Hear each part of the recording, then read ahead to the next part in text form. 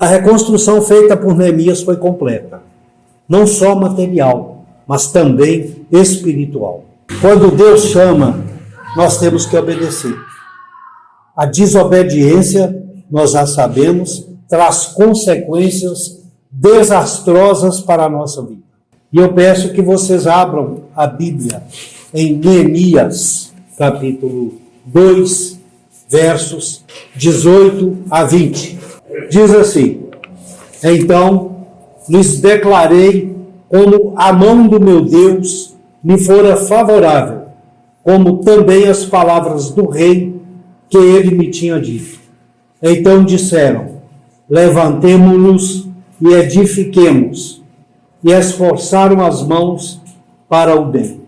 O que ouvindo Sambalate, o Honorita, e Tobias, o servo Amonita, e Gesem, o Arábio, zombaram de nós e desprezaram-nos e disseram: que é isso que fazeis? Quereis rebelar-vos contra o rei? Então lhes respondi e disse: o Deus dos céus é o que nos fará prosperar, e nós, seus servos, nos levantaremos e edificaremos. Mas vós não tendes parte, nem justiça, nem memória em Jerusalém. O nosso tema envolve reconstrução. Vitória na reconstrução. O milagre da vitória na reconstrução. Se aguçarmos um pouco a memória, podemos imaginar a vida de Neemias. Era um escravo, tinha sido levado em função da invasão de Jerusalém pelos babilônios, que posteriormente foram derrotados pelos persas. E Neemias tinha uma posição de destaque no reino. Ele era o copeiro do rei Artaxerxes I, homem de confiança, porque era quem servia o vinho, provava o vinho, visando evitar envenenamento. Era uma posição de destaque e de confiança. Um escravo, mas homem de confiança do rei. Neemias era também o chefe do cerimonial. As festas eram coordenadas por Neemias.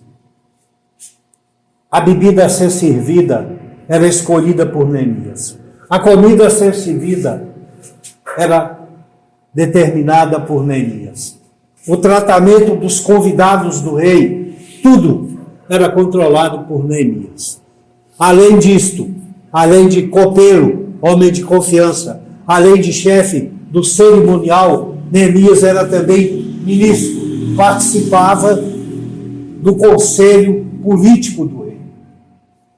Então vejam que cargos importantes ocupava este escravo. No entanto, ele teve a sua vida transformada. Houve uma grande transformação na sua vida. E não se restringiu a uma transformação. Há várias transformações. A primeira é que ele foi levado da sua terra para uma terra distante como escravo. A segunda é que de homem que ocupava uma posição de destaque no reino, ele se volta para a sua terra, para socorrer o seu povo, e passa a enfrentar a pobreza, a miséria, as dificuldades e a resistência de certos conterrâneos. Neemias é um exemplo de transformação. Meus irmãos, ninguém passa pela vida sem que em algum momento tenha perdido alguma coisa, tenha alguma coisa destruída na sua vida. Nenhum ser humano está imune a perdas. Aconteceu com vocês. Vocês tiveram perdas.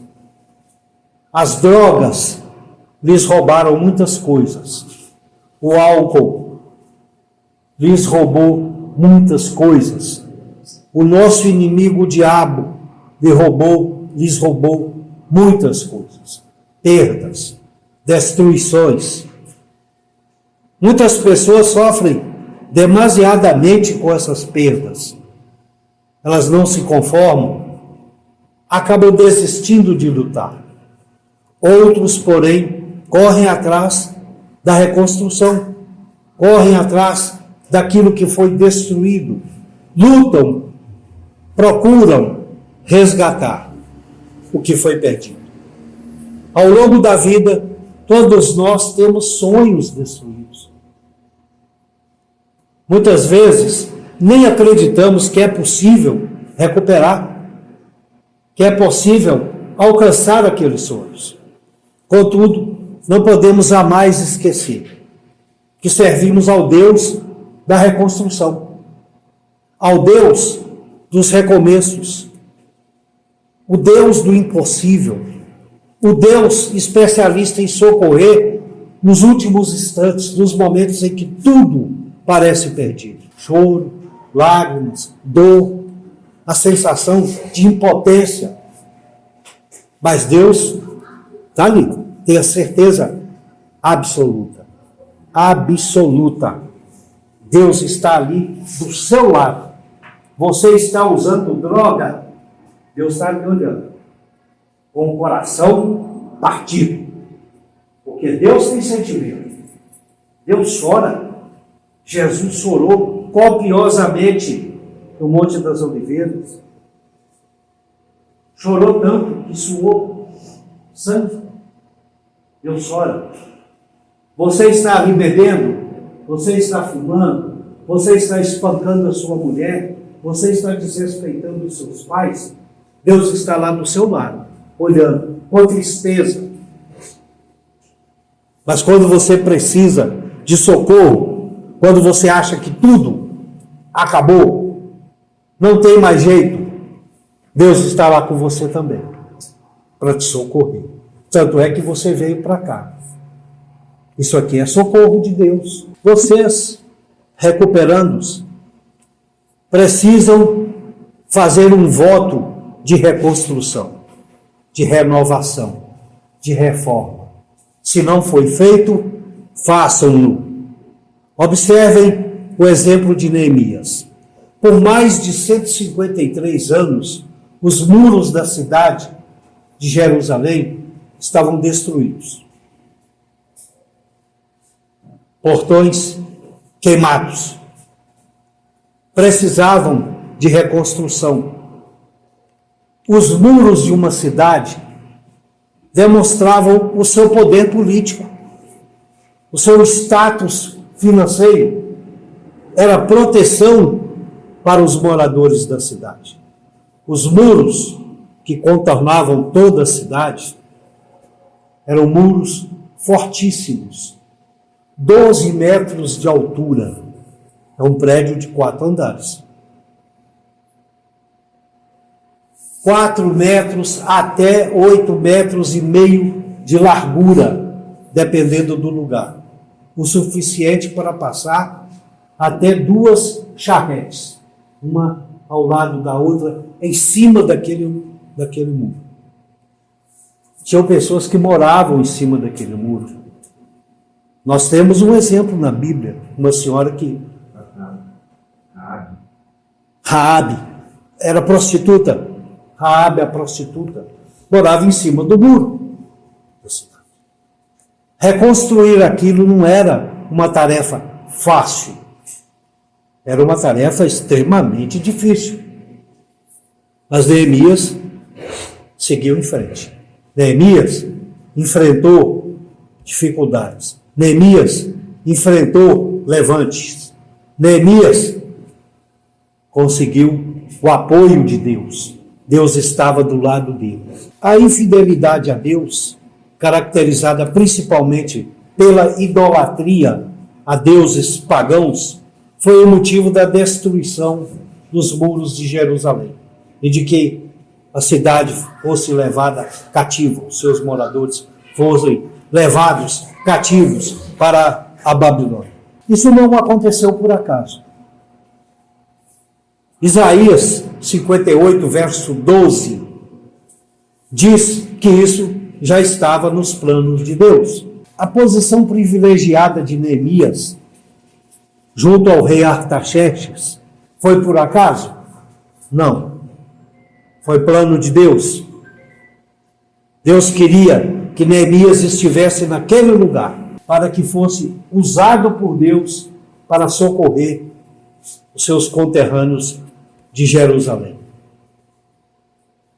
Neemias, ao saber que a cidade continuava destruída, que seus conterrâneos passavam fome, que estavam na miséria, imediatamente ele se prostrou e orou e jejuou. É uma lição que nós devemos aprender. É uma lição que vocês precisam aprender e colocar em prática. Jejuar, orar, entregar nas mãos de Deus. Entregar nas mãos de Deus a reconstrução que a vida de vocês reclama. A reforma que a vida de vocês reclama. Funciona? Sim, funciona. Tem um exemplo aqui. Aqui está um exemplo, falando com vocês. Neemias é outro exemplo. Imaginem a dificuldade daquela época. Sair de uma cidade distante, viajar por estradas perigosas, para ir enfrentar resistência e reconstruir um muro. Quem tinha interesse nisso? Quem tinha poder não tinha interesse nisso. E Neemias precisava socorrer os pobres, os necessitados, os miseráveis, enfrentar assalto nas estradas e até morte, para ajudar alguém que não tinha nenhum parentesco com ele. Esta era a missão de Neemias. Só que o nome Neemias significa conforto, consolo. Não era por acaso este nome. Não era por acaso a posição de Neemias no reino. Tudo era plano de Deus e já estava há muitos anos atrás planejado e profetizado. Ao se colocar na presença de Deus, orando e jejuando, Neemias chama a atenção do rei. O rei, que vivia próximo a ele, porque ele era o copeiro do rei, diariamente estava em contato com o rei. O rei percebe a tristeza que havia tomado conta de Neemias. O rei pergunta: meu filho, o que é que está acontecendo? Neemias relata a miséria que está a sua cidade natal, o seu povo. E o rei pergunta: do que é que você precisa? Autorização para ir para lá, reconstruir os muros, reavivar aquela cidade. O rei autoriza, por incrível que pareça, o rei autoriza e vai mais além. Dá a Neemias cartas para que fossem utilizadas no caminho para abrir portas, escolta para que ele viajasse protegido e dinheiro para financiar a obra. Oh, glória a Deus! Tudo que Neemias precisava, o rei pagão Artaxerxes I era um rei pagão. Tudo que Neemias precisava, um rei pagão deu a ele, para ir socorrer o seu povo. É assim que Deus age. Do que é que você precisa para reformar sua vida, para reconstruir sua vida? O que é que você precisa? Precisa de alimento para a sua família que está lá, que não pode desfrutar do seu trabalho? Você é chefe de família? Você tem filhos? Pais, idosos, doentes, que precisam de socorro? Tenha fé, ore e coloque nas mãos de Deus. Vai aparecer alguém para ajudar a sua família enquanto você estiver aqui se recuperando. Tenha certeza disso. Tenha certeza disso. Tenha certeza. Deus lhe dará tudo. Sabe por quê? Porque você está aqui procurando o bem. Olha o texto que nós lemos. Quando vou antecipar, para que vocês entendam. Quando Neemias chegou em Jerusalém e comunicou aos cabeçudos daquela cidade que ele estava lá para reconstruir os muros e os portões, eles se levantaram e resistiram. Porém, os demais se levantaram e disseram: vamos fazer, vamos reconstruir, vamos nos esforçar para o bem. Vocês estão aqui para o bem. Deus há de suprir. Neemias sonhou os sonhos de Deus. Quando chegaram para ele e disseram: Neemias, sua terra natal continua destruída. Os muros estão destruídos. A cidade está sem proteção. Não há quem queira fazer comércio naquela cidade, porque não há nenhuma segurança. As famílias estão passando fome. Neemias, então, que não tinha nenhuma obrigação de socorrer aquele povo, coloca-se na presença de Deus, ora, faz jejum, e então ele sonha os sonhos de Deus. Qual era o sonho de Deus? Levantar a cidade de Jerusalém, reconstruir a cidade de Jerusalém. Aquele não era sonho de Neemias. Neemias estava lá tranquilo, trabalhando, servindo o rei, na corte, numa boa. Para que ele ia largar aquilo lá e para uma cidade destruída? Mas Deus sonhou e colocou esse sonho no coração, na mente de Neemias. E quando Deus sonha, quando Deus nos dá um sonho, Ele nos dá condições de alcançarmos aquele sonho. Vocês estão aqui por causa de um sonho? De se limpar? De se reconstruir? De reconstruir sua vida? É sonho de Deus. E Ele dará a vocês condições de chegarem ao final do caminho. É só não desistir. É não desistir. Sabe, Deus não vai fazer por você aquilo que você pode fazer.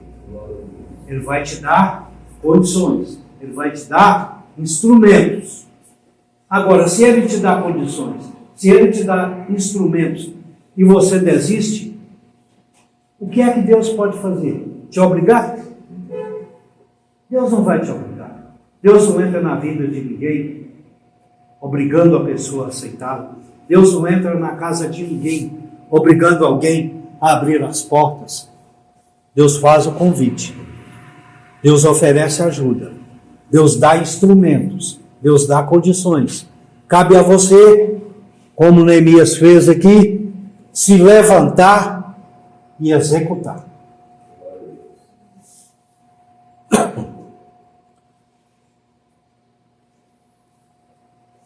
Nunca podemos esquecer que Deus escolhe as melhores formas de revelar a sua vontade para cada pessoa.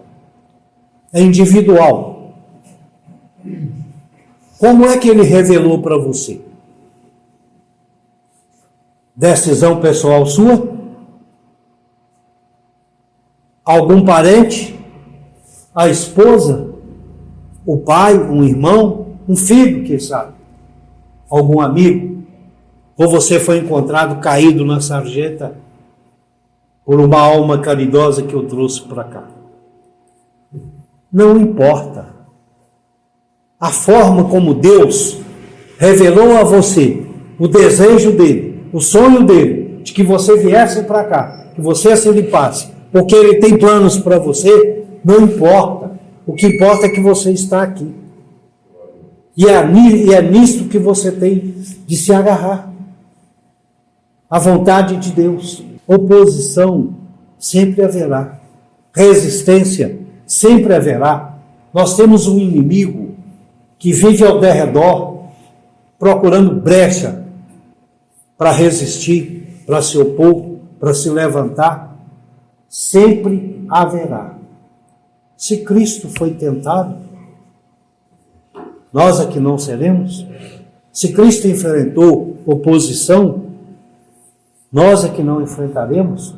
Poderíamos, do texto lido, extrair vários aprendizados com Neemias.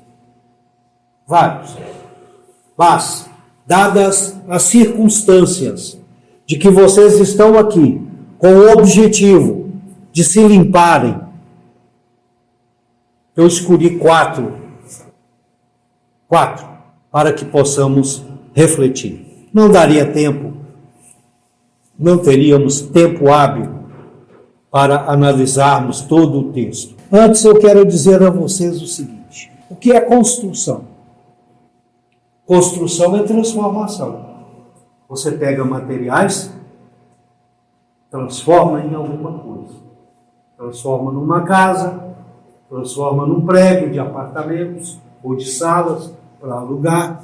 Você pega madeira, transforma em móveis. Você pega ferro, aço, transforma em outras coisas mais. Vai por aí. Construção é transformação. Caminho de Damasco é reconstrução. Reconstruir. Reformar o que foi construído. Refazer o que foi destruído. É transformação. Também é transformação. Construção é transformação. Reconstrução é transformação. E o que é transformação? Transformação é um processo. Processo é uma sequência de atos, sempre para frente. Nunca você pode, num processo, recuar. É o que vocês precisam fazer, sempre em frente, nesse processo de reconstrução da sua vida. Você está aqui para ser transformado através de um processo de reconstrução. Haverá oposição? Claro, haverá oposição. O que não vai faltar é oposição. Mas ninguém poderá impedir, se é plano de Deus. E é plano de Deus. Só você pode impedir. É só você desistir. Você pode impedir, mas ninguém. Vamos aprender 4 coisas com Neemias neste momento. Primeiro, confiar em Deus. Entregar nas suas mãos. Entregar nas mãos de Deus. No livro de Neemias, capítulo 1, verso 4, confiram comigo. E sucedeu que, ouvindo estas palavras, assentei-me e chorei, e lamentei por alguns dias. E estive jejuando e orando perante o Deus dos céus. Meus irmãos, Neemias se entristeceu e se compadeceu da situação do seu povo. O que é que ele diz aqui? E sucedeu eu que ouvindo essas palavras. Que palavras? A notícia de que Jerusalém continuava destruída.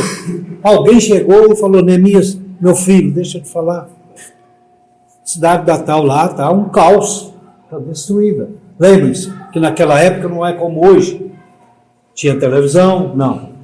Tinha celular? Não. Energia? Não tinha. Internet? Não tinha. Moto Uber? Não tinha.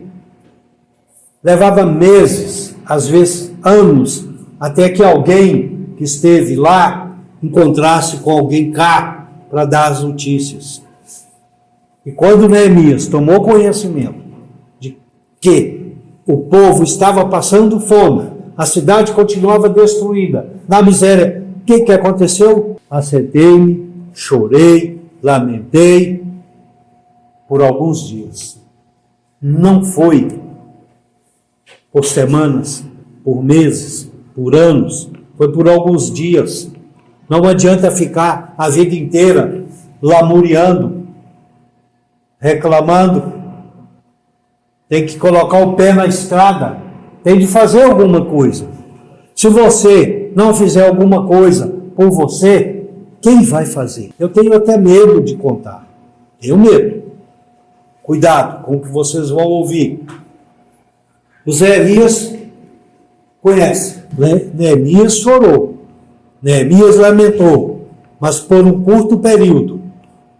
Então ele orou, jejuou, entregou nas mãos de Deus, confiou em Deus. E a solução veio. Faça isso. Segundo, é preciso ter sabedoria para saber esperar o agir de Deus. Confiram comigo em Neemias 2, verso 6. 2:6. Então o rei me disse, estando a rainha assentada junto a ele, quanto durará a tua viagem e quando voltarás? E aprove ao rei enviar-me, apontando-lhe eu um certo tempo. Meus irmãos, vocês sabem que naquela época, passar raiva no rei significava morte. É óbvio, não é? Olha o risco que Neemias correu. Um homem da posição de Neemias, homem de confiança do rei, seu copeiro oficial, chefe do cerimonial, ministro político do rei. Mas era escravo. Ele não tinha sangue real nas suas urnas. Era um escravo. Para que o rei mandasse degolar Neemias, era um passo. Bastava o rei se irritar de ver o Neemias triste, choroso, e ouvir aquela história que o rei, esse rapaz quer ir reconstruir Jerusalém, é para me enfrentar politicamente, é para resistir. Porque Jerusalém era dominada pelos persas naquela época. Então, o risco que Neemias correu foi muito grande. E qual foi a sabedoria de Neemias? Ele esperou que o rei procurasse por ele. Ele esperou que o rei viesse perguntar o que é que estava acontecendo. Ele esperou que o rei oferecesse. Ele esperou que o rei percebesse o momento difícil que ele estava passando. Eu tenho certeza que não foi diferente com vocês. Vocês tiveram que cair. Vocês tiveram que enfrentar dificuldades para que Deus fosse lá, pegasse vocês, trouxesse para cá. Sabedoria para esperar o agir de Deus. O terceiro, é preciso ter planejamento e atitude. Vejam lá Neemias 3, verso 9. Está escrito assim: então fui aos governadores da além do rio e dei-lhes as cartas do rei. Neemias teve atitude. Neemias colocou o pé na estrada, enfrentou estradas difíceis, risco de assalto, de morte nas estradas, para chegar em Jerusalém e procurar os políticos que comandavam aquela cidade. E ele chegou lá e falou: estou aqui, estou trazendo a carta do rei, estou aqui para reformar a cidade e eu vou fazer. Olha só o que Neemias fez. Neemias fez. Capítulo 3, verso 13. Capítulo 3, verso 13. E de noite saí pela porta do vale, e para o lado da fonte do dragão, e para a porta do monturo, e contemplei os muros de Jerusalém, que estavam fendidos, ou seja, rachados, e as suas portas que tinham sido consumidas pelo fogo. Meus irmãos, Neemias, de noite, de madrugada, na primeira noite ele saiu, só ele e um cavalo dele. Foi circular os muros, estudar, ver como é que estava a situação, o que é que ele poderia, o que é que ele deveria fazer. Na noite seguinte, ele já saiu, ele com alguns dos seus seguidores, alguns homens. Foi pensar, foi planejar. Detalhe, Neemias não comentou com mais ninguém, só com aquelas pessoas que o acompanharam. Neemias não teve língua grande. Permitam-me dar-lhes uma sugestão. Quanto menos gente souber que vocês estão aqui em tratamento, melhor. Não faltam mentes maldosas lá fora para desejar que vocês caiam. Quanto menos gente souber, melhor. Mantenham o sigilo, façam como Neemias fez. Ele só falou na hora que era para falar. Até então, pouquíssimas pessoas sabiam dos planos de Neemias. Quarto e último, sabedoria e fé para vencer as resistências. Vejam o verso 18 e a seguir leremos o 19 e o 20 do capítulo 3. Sabedoria e fé para vencer as resistências. Neemias reúne o povo e informa as suas pretensões. Recebe apoio de muitos. Está escrito assim: levantemo-nos e edifiquemos, e esforçaram as suas mãos para o bem. Teve apoio. Mas, no verso 19, está escrito assim: zombaram de nós e desprezaram-nos. É a resistência. É a resistência estratégica, maléfica do inimigo. Vocês acham que o diabo quer vocês fora das drogas? Você acha que o diabo quer você junto com a sua família, amando a sua esposa, seus filhos, servindo de exemplo para os seus filhos? O diabo não quer. O diabo estrategicamente resiste, mas para fazer o mal. Mas a fé de Neemias falou mais alto. Resistência houve. E então no verso 20 nós vemos o seguinte: Neemias responde àqueles que zombaram: o Deus dos céus é o que nos fará prosperar.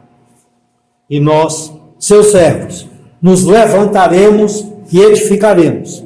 Mas vós, que zombais de nós, não tendes parte, nem justiça, nem memória em Jerusalém. Ou seja, não pertencem àquele reino. Aqueles que zombam de vocês, o diabo que zomba de vocês, não pertence ao reino que vocês pertencem. Meus irmãos, se queremos vitórias, devemos ser aqueles que adoram e servem o Senhor. E devemos fazer isso com vigor, com diligência, com resolução, como aqueles que estão determinados a seguir adiante. Caso contrário, não teremos integridade, não teremos atitudes corretas, não teremos a postura e as ações que Deus possui e que espera de seu povo. Não teremos o direito de participar da adoração a Deus. Não teremos direito às vitórias. Para concluir esta breve reflexão, eu digo a vocês que o restante do livro de Neemias nos revela a união do povo, um povo vigilante quanto às ameaças da resistência do inimigo, um povo que trabalhava erguendo o muro com uma mão e a espada na outra para se defender de eventual invasão. A vontade de Deus providenciou apoio a Neemias através de um decreto real. E ele, com fé, com vigor, determinação, planejamento, uniu pessoas que se levantaram e num só objetivo, numa só direção, fizeram o que era certo, qual seja a vontade de Deus. Não se detiveram ante ameaças, não se detiveram diante de oposição, de zombarias. Sonharam o sonho de Deus e tiveram sucesso, pois acima de tudo eram servos de Deus e não cederam às provocações dos opositores. Neemias enfrentou dificuldades, resistência, oposição, mas persistiu e o resultado foi a vitória. Ele tinha uma vida confortável. Ele morava na corte, ocupava uma posição de destaque no Império Medo-Persa. Tinha poder, influência, era um homem de sucesso. Mas abriu mão de tudo isso para lutar pelas coisas de Deus, porque foi um chamado de Deus. Isso fica muito claro quando analisamos as circunstâncias, quando vemos o que Neemias fazia na corte, quando lemos Isaías, uma profecia muito antiga, vemos que aquilo era plano de Deus. Não aconteceu por acaso. Era um chamado de Deus. Aconteceu com vocês. Deus os chamou, Deus os trouxe para cá. Basta obedecer, resistir, persistir e ir até o final. Neemias teve a ajuda de Deus para realizar seu sonho de reconstrução. Nós também, gratuitamente, temos a ajuda de Deus através do sacrifício de Cristo na cruz para reconstruir a nossa vida, que era uma vida pecaminosa. Talvez haja alguém aqui que esteja quebrado, destruído, em decorrência das quedas que levou ao longo da vida. Talvez vocês estejam com os muros espirituais que os protegem do pecado destruídos. Talvez estejam com a porta do coração queimada pelo fogo dos sofrimentos, das decepções, das frustrações. Mas agora é hora de reconstruir. Sigamos o exemplo de Neemias, exemplo de liderança, de organização, de persistência, de coragem, de esperança, de fé. Seja você uma pessoa em quem Deus pode confiar para agir em nome dele, porque você sairá daqui com a missão de ser instrumento de Deus na vida de outras pessoas que estão passando pelo que vocês passaram. Quando Neemias deu início ao seu ministério, ele reconheceu o problema, orou e jejuou imediatamente. Então agiu, mas agiu de forma planejada, coordenada, unindo os compatriotas em uma equipe coesa. Faça isso na sua vida. Una-se à sua família. Una-se a seus pais, seus irmãos, seus primos, seus tios, sua esposa, seus filhos. Una-se a pessoas que podem somar na sua vida. Traficante não. Traficante não tem o que somar na sua vida. Tem a destruir. A oração ainda é a maior força do universo. E sempre será para a solução dos problemas. Oração e ação andam lado a lado. Orar e agir. Atitude e oração.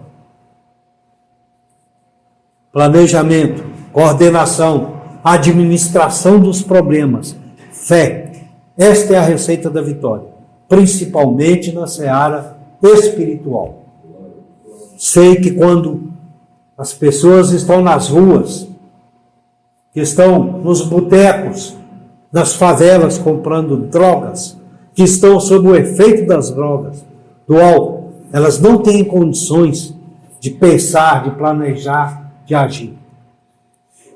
É por isso que é preciso buscar a Deus, porque o Espírito Santo vai te dar condições para isso. E o primeiro passo, o primeiro caminho, chama-se Damasco. Glória a Deus. É aqui onde vocês estão. Quando a oposição, a resistência, as dificuldades nos atingem, temos a tendência natural de desistir. Mas não podemos. Precisamos nos esforçar e seguir em frente. Neemias recebeu uma missão de Deus e acreditou no poderio divino para fazer aquilo que parecia ser impossível.